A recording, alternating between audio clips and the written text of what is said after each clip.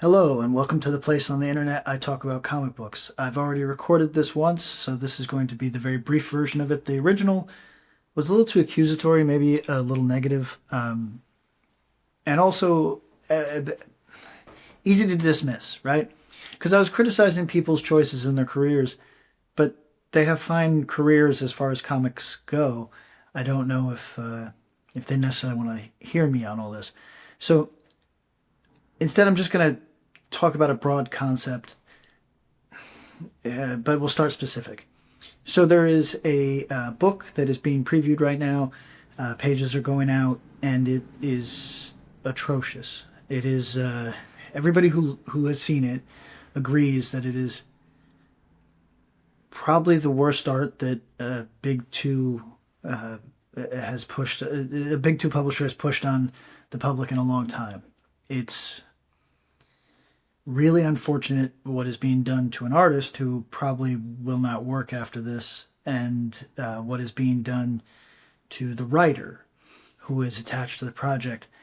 But I can't put it all on the editor because that writer ultimately is responsible for his own career and has to make some hard choices sometimes. I just wanted to talk, if I could, about the idea that your job as a writer in comic books is first and foremost as a collaborator, a co-creator. So you have to have an eye for art. If you don't have any eye for art, you might be a good writer. You're not a good comic book creator. You are a bad one. you are not fit to be spoken about in comic books. Now, the guys who see themselves exclusively as writers, I don't want to say they're dangerous. It's not like a threat. It's just those are the fellows who already have their eye on something else. They maybe they really like comics, but they don't love them, and they're going to see their way out of that field as soon as they can. Which that part is understandable, honestly. Comic books are a vicious business when you're in a certain ecosystem, and an impossible one when you're in another, and it's only when you're in that very slim lane of maybe finding work for hire work, but also having some success on a creator-owned level, that you could really see yourself as having arrived, right? And you're never safe. So you can't blame fellas for chasing opportunities elsewhere, even if sometimes it's a little transparent and seems like they're neglecting their comic book duties. But I wanted to talk about that singular comic book duty of being able to identify good art and also being able to walk away from projects on which you are paired with artists that are going to make you look bad.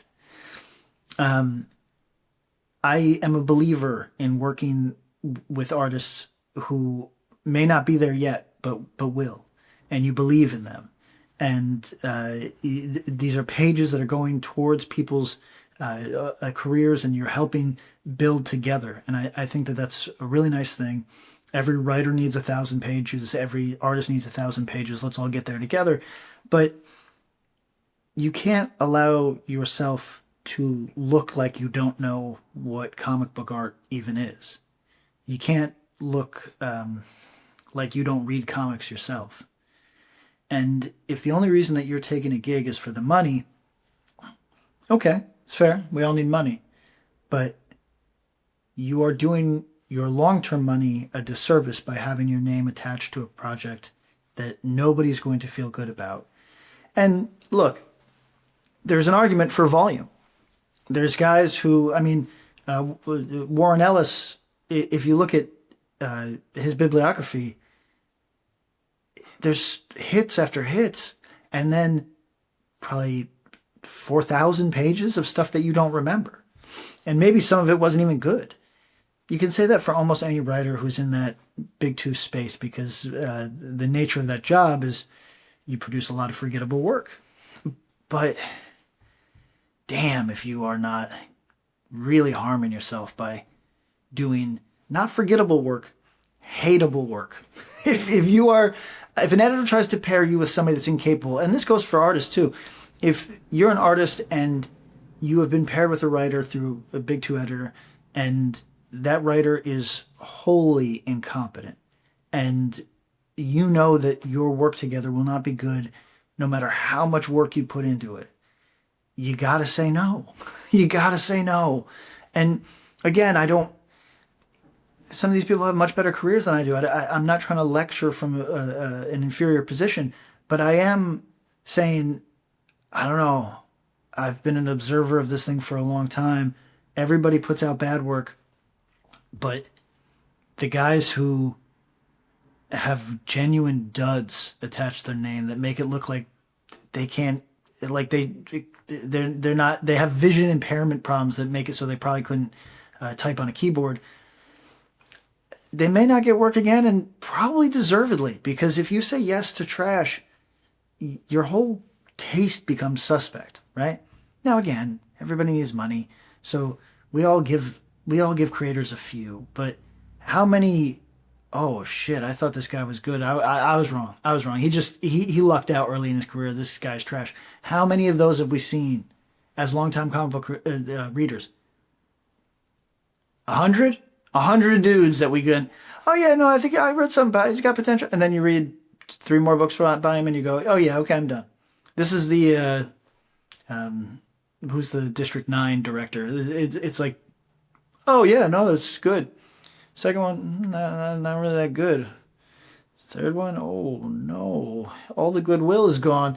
What do we got? What do we got? When you reach that point that all the goodwill is gone because you're just dud after dud, because there's apparently it was luck. Apparently you're not good at this job. You're harming yourself. So creating good comic books is the point. You work in a collaborative medium unless you are a hyphen creator, right? You work in a collaborative medium. And even then, it's unlikely that you do everything yourself. There is a team to everything typically. And within that collaboration, if you can't tell that what the other person is doing is an anvil instead of a buoy, then that's on you. At some point, that's on you.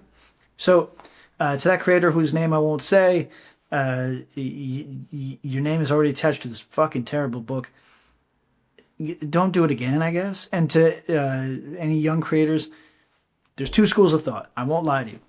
Do everything. Do everything, and eventually you get to do your own thing. You know, after sucking that shit for so long, you get to do your own thing. Or you can do your own thing, and it's going to be a little bit more, you're going to work less frequently, but you get to do your own thing.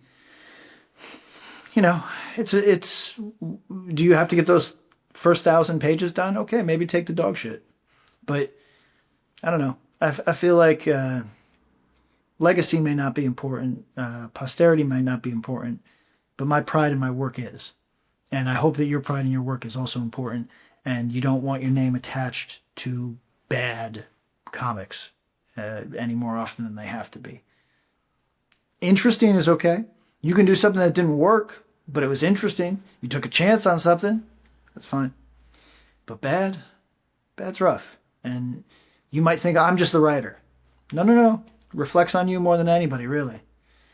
You're supposed to be able to tell these things. You're supposed to be able to say, hey, editor, this artist is not ready. How about, it doesn't mean he's not a cool dude, doesn't mean he won't be there in a couple of years, but he's not ready. What else we got?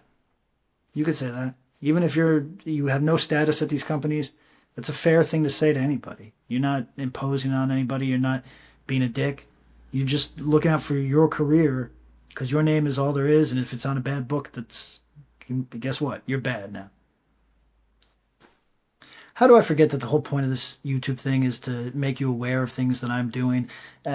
Listen, if you haven't put in an order for Gehenna Naked Aggression issue 1, call your comic book store now.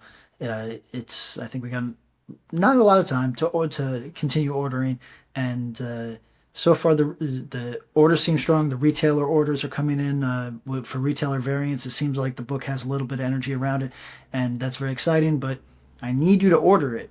Your comic book store may not have it. I'm hearing horror stories from comic book stores around the United States about not ordering anything for the shelves, nothing on the racks except what is ordered by readers. So do not find yourself in that situation. I'm not a big enough creator that you can just assume that I'm going to be on the rack. So call your comic book store today.